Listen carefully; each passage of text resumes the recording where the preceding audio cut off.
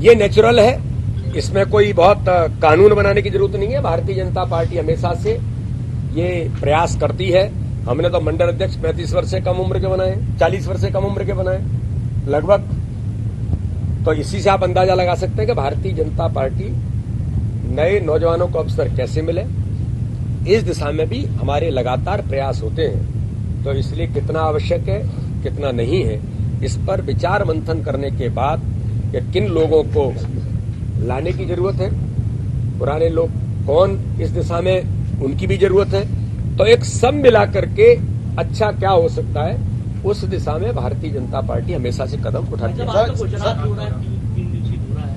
मैं 2-3 दिन के लिए कल से 22, 23, 24 अहमदाबाद के अंदर साबरमती में भारतीय जनता पार्टी के हमारे केंद्रीय नेतृत्व का आदेश हुआ है, तो मैं भी 3 दिन रह करके गुजरात चुनाव में अपनी सेवा करने का प्रयास करूंगा और कुछ सीखने का अवसर मिलेगा कि गुजरात में जो एक ऐतिहासिक सरकारें लगातार काम कर रही हैं, वहां का संगठन भी बहुत महत्वपूर्ण है और माइन्यूटली माइक्रो मैनेजमेंट के आधार पर जो गुजरात चुनाव में काम वहां के कार्यकर्ता करते हैं, वहां का नेतृत्व जो करता है, उस दिशा में पुनः लगातार सरकार भारतीय जनता पार्टी की बनी है। इस बार तो और इतिहास बनने वाला है, तो इसलिए मैं भी कुछ सीखने के लिए और अपना कुछ योगदान और अपनी भूमिका निभा सके, तो मुझे भी 3 दिन का अवसर गुजरात के चुनाव में मिला है। जैसा आप कह रहे हैं नए लोगों को मौका मिलेगा, लेकिन गुजरात में कई सारे लोगों के टिकट काटे गए, करीब 40 के आसपास।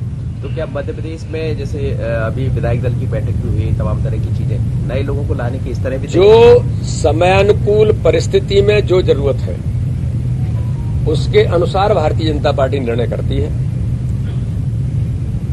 उसका पूरा अध्ययन करने के बाद क्या आवश्यक है क्या नहीं है, और सर्वे से लेकर के सारी बातें, फीडबैक, कार्यकर्ता, ओवरऑल सब मिला करके मेरा ऐसा मानना है कि चुनाव भारतीय जनता पार्टी ऐतिहासिक बहुमत से जीते।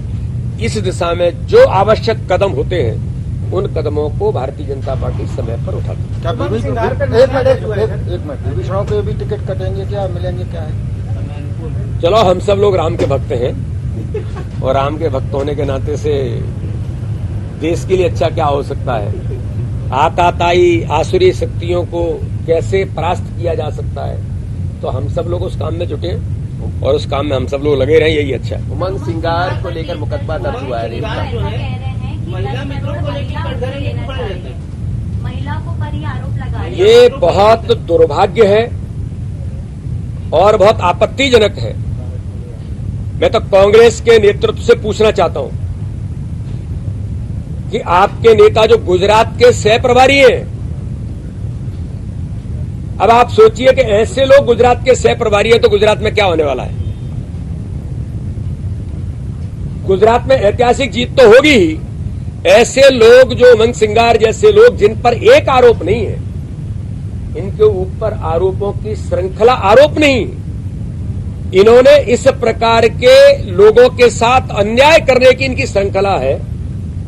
आपको ध्यान में होगा पिछले समय में भोपाल के अंदर हमारी कोई एक बहन जिसने आत्महत्या कर ली थी, उसमें भी यही कह रहे थे कि मैंने शादी कर ली थी और फिर वो मुझे ये कर रही थी। आज यहां पर एक इस प्रकार की घटना, एक बहन ने एफआईआर दर्ज कराई है और भी कई प्रकरण है। मुझे तो सुनने को मिला है कि पता नहीं लंबी फहरिस्त है।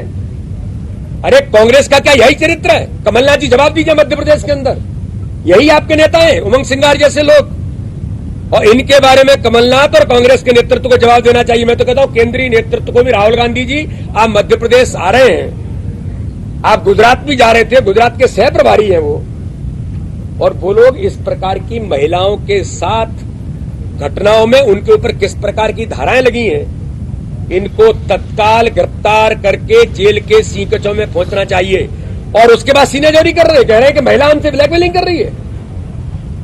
ये दुर्भाग्यजनक है। कांग्रेस का यही चरित्र है। पूरा मध्य प्रदेश इन्हें जानता है कि किस प्रकार से मध्य प्रदेश के अंदर और देश के अंदर कांग्रेस के इस प्रकार के जो लोग हैं इस प्रकार की घटनाओं में लिप्त होते हैं और बाद में उसी मात्र शक्ति पर आरोप लगाने का प्रयास करते हैं, और दुर्भाग्यजनक है और अपराध इन्होंने किया है। इसलिए इनके खिलाफ कड़ी से कड़ी कार्रवाई मध्य प्रदेश के अंदर होनी चाहिए। भाई साहब, आपने कुछ देर पहले बोले थे कि पैसा एक्ट को लेकर आदिवासी वर्ग को जागरूक करना चाहिए, मगर धर्मांतर के मामले सामने आ रहे हैं। मुख्यमंत्री शिवराज सिंह चौहान ने भी को जागरूक करें। बीजेपी या युवा मोर्चा जागरूकता अभियान चलाए। देखिए, पैसा एक्ट कानून के अंदर हर प्रकार के जो भाई साहब धर्मांतरण जनजाति समाज को जो अधिकार दिए हैं उनका जन जागरूकता अभियान तो है ही, लेकिन धर्मांतरण को लेकर के भारतीय जनता पार्टी से लेकर युवा मोर्चे से लेकर के पूरा समाज केवल जन जागरूकता अभियान नहीं चलाता है, इसके लिए जन जागरूक है। और इसलिए आपको ध्यान में है कि जबलपुर के अंदर जो क्या नाम है उनका, ये सब जो पकड़े गए वो इसके सबसे बड़े आधार थे। और मैंने मीडिया के सामने उस समय कहा था कि इन लोगों की उन संपत्तियों की जांच करना जरूरी है कि जो उस समय एजुकेशन पर्पज के लिए लिए गई, आज उन संपत्तियों का किस प्रकार से दुरुपयोग हुआ। बाद में पकड़े गए बहुत लोग, वो दमोह के अंदर भी है, यहां पर भी है। तो पूरे मध्य प्रदेश के अंदर जहां पर ऐसी घटनाएं करने का प्रयास करेंगे, समाज जागरूक है।